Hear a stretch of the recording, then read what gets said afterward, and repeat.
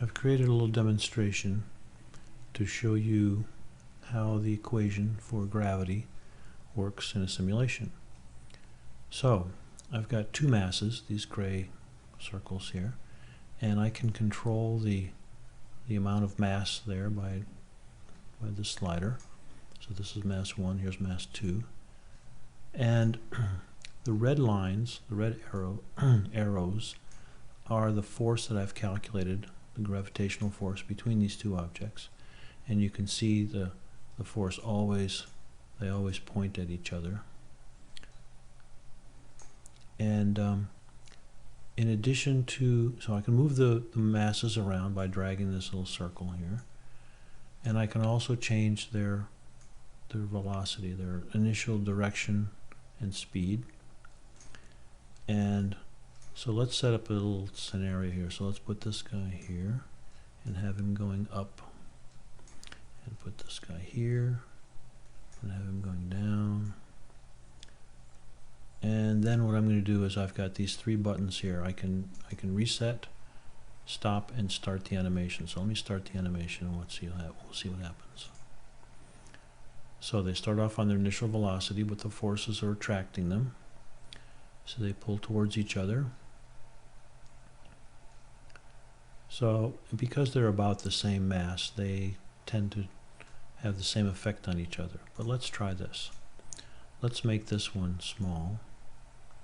And make this one, sorry, that's slow, not small. This is small. So make this guy small. Maybe I'll make this guy large. Okay. So now when we release them, this guy's going to start moving. I'll make him go even faster. He's going to start moving this way, and this guy is going to stay put pretty much. He's going to move a little bit, but he's so much more massive, he won't move as much. So here we go. So this is kind of the situation where you have a moon orbiting a planet, or maybe an asteroid orbiting the sun. So even an asteroid affects, or the Earth affects the sun a little bit when it orbits. Not much, not anywhere near this much.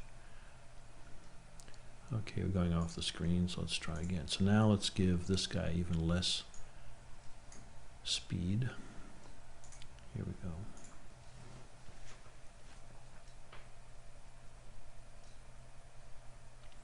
And there's no collision set up, so these guys will never hit into each other. The circle is simply an indication of their mass. It's not their actual size. Their actual size is a single point, so they'll never collide.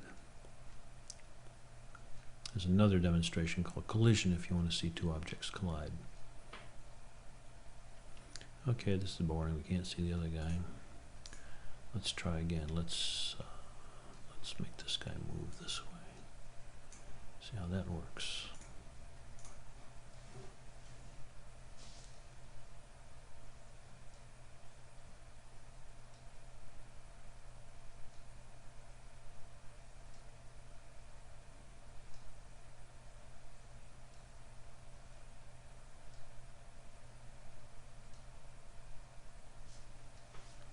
I guess I have to make that guy go a little faster.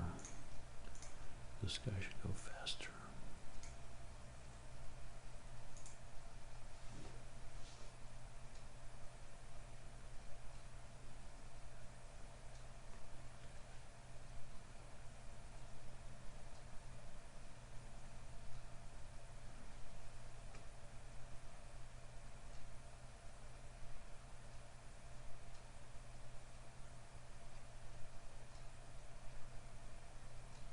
That's what I was trying to show.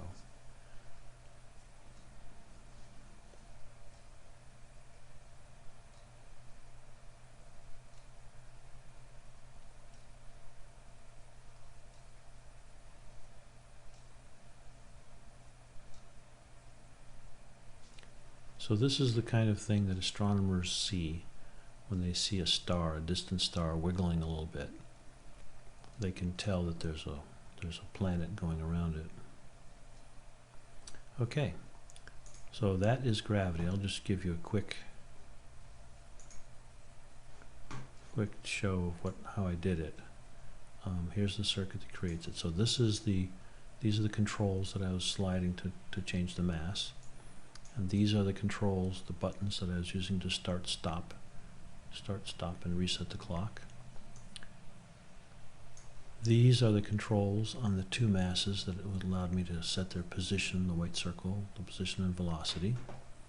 This is a sheet that I created to represent the object. It's got accelerations and masses and things calculated inside there. It looks at the velocity, acceleration, forces, and decides what to do.